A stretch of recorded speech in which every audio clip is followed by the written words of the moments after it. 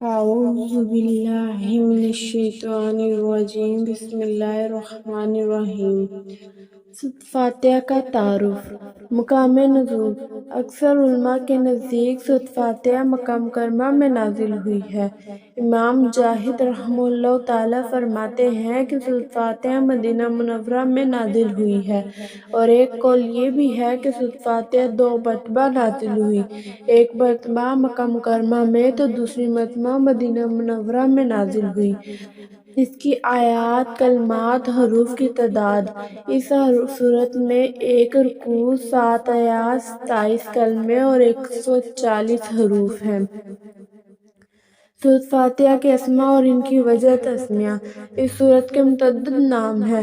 ناموں کا زیادہ ہونا اس کی فضیلت اور شرف کی دلیل ہے۔ اس کے مشہور 15 نام یہ ہیں۔ سورۃ فاتحہ سے قرآن پاک کی تلاوت شروع کی جاتی ہے۔ اسی سورت سے قرآن پاک لکھنے کی ابتدا کی جاتی ہے، اس لیے اسے فاتحۃ الکتاب یعنی کتاب کی ابتدا کرنے والی کہتے ہیں۔ اس سورت کی ابتدا الحمدللہ سے ہوئی ہے، اور اسی مناسبت سے اسے سورۃ الحمد یعنی وہ سورت جس میں اللہ تعالیٰ کی حمد بیان کی گئی ہے، اس لیے اسے سورۃ الحمد بھی کہتے ہیں۔ سورۃ فاتحہ قرآن پاک کی اصل ہے، اس بنا سے اسے ام القرآن اور ام الکتاب کہتے ہیں۔ یہ سورت نماز کی ہر رکعت میں پڑھی جاتی ہے۔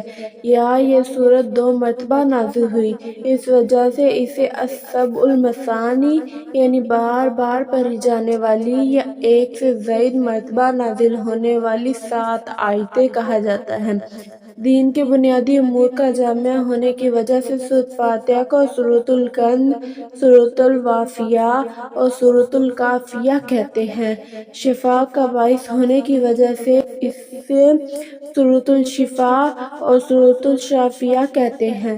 دعا پر مشتمل ہونے کی وجہ سے اسے سورۃ الدعاء، سورۃ التعلیم المسألہ، سورۃ السؤال، سورۃ المناجات اور سورۃ التفویض بھی کہا جاتا ہے۔ سورۃ فاتحہ کے فضائل۔ حدیث مبارکہ میں اس سورت کے بہت سے فضائل بیان کیے گئے ہیں، جن میں سے 4 فضائل درج ذیل ہیں۔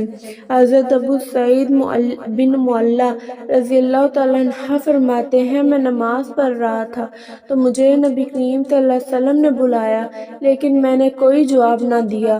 جب نماز سے فارغ ہو کر بارگاہ رسالت صلی اللہ علیہ وسلم میں حاضر ہوا تو میں نے عرض کی، یا رسول اللہ، میں نماز پڑھ رہا تھا۔ تاجدار رسالت صلی اللہ علیہ وسلم نے ارشاد فرمایا کہ اللہ تعالیٰ نے یہ نہیں فرمایا استجیبوا للہ وللرسول اذا دعاکم، اللہ اور اس کے رسول کی بارگاہ میں حاضر ہو جاؤ جب وہ تمہیں بلائیں۔ پھر ارشاد فرمایا، کیا میں تمہیں تمہارے مسجد سے نکلنے سے پہلے قرآن پاک کی سب سے عظیم سورت نہ سکھاؤں؟ پھر آپ نے میرا ہاتھ پکڑ لیا، اور جب ہم نے نکلنے کا ارادہ کیا تو میں نے عرض کی، یا رسول اللہ، آپ نے فرمایا تھا کہ میں ضرور تمہیں قرآن پاک کی سب سے عظمت والی سورت سکھاؤں گا۔ ارشاد فرمایا، وہ سورت الحمدللہ رب العالمین ہے۔ یہی سبع مثانی اور قرآن عظیم ہے جو مجھے عطا فرمائی گئی۔ اس کی دوسری فضیلت یہ ہے کہ حضرت عبداللہ بن عباس رضی اللہ تعالیٰ عنہ فرماتے ہیں، ایک فرشتہ آسمان سے نازل ہوا، اس نے سیدنا مرسلین صلی اللہ علیہ وسلم کی بارگاہ میں سلام پیش کر کے عرض کی، یا رسول اللہ، آپ کو ان 2 نوروں کی بشارت ہو جو آپ کے علاوہ کسی نبی کو عطا نہیں کیے گئے، اور وہ 2 نور یہ ہیں، سورۃ فاتحہ اور سورۃ بقرہ کی آخری آیات۔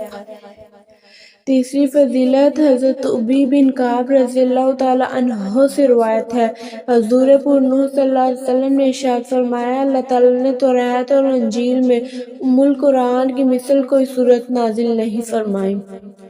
چوتھی فضیلت حضرت عبد الملک بن عمیر رضی اللہ تعالیٰ عنہ سے روایت ہے کہ نبی کریم صلی اللہ علیہ وسلم نے ارشاد فرمایا، سورۃ فاتحہ ہر مرض کے لیے شفا ہے۔ سورۃ فاتحہ میں یہ مضامین بیان کیے گئے ہیں۔ اس سورت میں اللہ تعالیٰ کی حمد کا بیان ہے۔ اللہ تعالیٰ کے رب ہونے، اس کے رحمان اور رحیم ہونے، نیز مخلوق کے مرنے کے بعد دوبارہ زندہ کیے جانے اور قیامت کے دن ان کے مال کی جزا ملنے کا ذکر ہے۔ صرف اللہ تعالیٰ کی عبادت کا مستحق ہونے اور اس کے حقیقی مددگار ہونے کا تذکرہ ہے۔ دعا کے آداب کا بیان، اللہ تعالیٰ سے دین حق اور صراط مستقیم کی طرف سے ہدایت ملنے، نیک لوگوں کے حال سے موافقت اور گمراہوں سے اجتناب کی دعا مانگنے کی تعلیم ہے۔ یہ چند وہ چیزیں بیان کی گئی ہیں جن کا سورۃ فاتحہ میں تفصیلی تذکرہ ہے۔ البتہ اجمالی طور پر اس سورت میں بے شمار چیزوں کا بیان ہے۔ امیر المومنین حضرت علی المرتضیٰ کرم اللہ وجہہ کریم فرماتے ہیں، اگر میں چاہوں تو سورۃ فاتحہ کی تفسیر سے 70 اونٹ بھروا دوں۔ اعلیٰ حضرت امام احمد رضا خان رحمہ اللہ تعالیٰ حضرت علی رضی اللہ تعالیٰ عنہ کا یہ قول نقل کرنے کے بعد فرماتے ہیں، ایک اونٹ یعنی کتنے ہی من بوجھ اٹھاتا ہے اور ہر من میں کتنے ہزار اجزاء ہوتے ہیں۔ ان کا حساب لگایا جائے تو یہ حساب سے تقریباً 25 لاکھ جز بنتے ہیں، اور یہ فقط سورۃ فاتحہ کی تفسیر ہے۔ سورۃ فاتحہ سے متعلق چند شرعی مسائل۔ نماز میں سورۃ فاتحہ پڑھنا واجب ہے۔ امام و تنہا نماز پڑھنے والا اپنی زبان سے سورۃ فاتحہ پڑھے گا، جبکہ مقتدی امام کے پیچھے خاموش رہے گا۔ جہری نماز میں اس کی قرأت بھی سنے گا۔ اس کا یہی عمل پڑھنے کے حکم میں ہے۔ اللہ تعالیٰ نے قرآن پاک میں تلاوت کے بعد مقتدی کو خاموش رہنے اور قرأت سننے کا حکم دیتے ہوئے ارشاد فرمایا، وَإِذَا قُرِئَ الْقُرْآنُ فَاسْتَمِعُوا لَهُ وَأَنصِتُوا لَعَلَّكُمْ تُرْحَمُونَ۔ اور جب قرآن پڑھا جائے تو اسے غور سے سنو اور خاموش رہو تاکہ تم پر رحم کیا جائے۔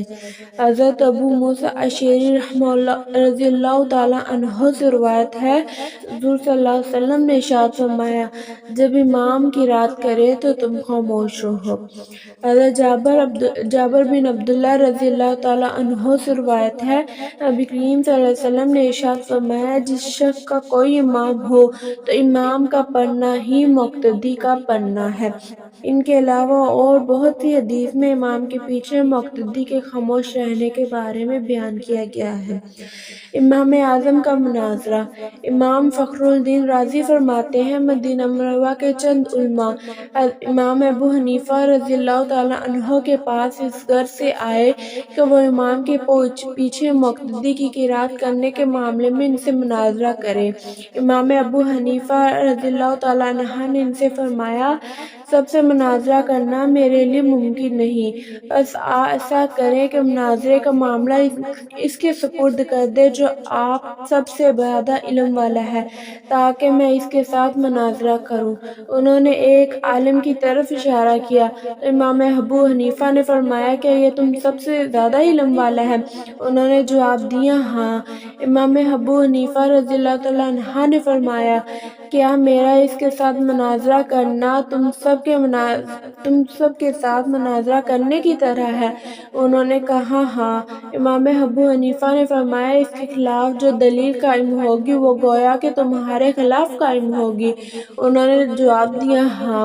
امام ابو حنیفہ نے فرمایا، اگر میں اس کے ساتھ مناظرہ کروں اور دلیل میں اس پر غالب آ جاؤں تو وہ دلیل تم پر بھی لازم ہوگی۔ انہوں نے کہا، ہاں۔ امام ابو حنیفہ نے دریافت کیا، وہ دلیل تم پر کیسے لازم ہوگی؟ انہوں نے جواب دیا، اس لیے کہ ہم اسے اپنا امام بنانے پر راضی ہیں، تو اس کی بات ہماری بات ہوگی۔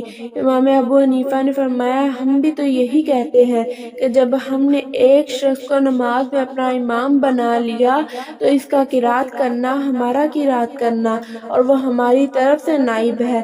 امام ابو حنیفہ کی یہ بات سن کر سب نے اقرار کر لیا کہ امام کے پیچھے مقتدی قرأت نہیں کرے گا۔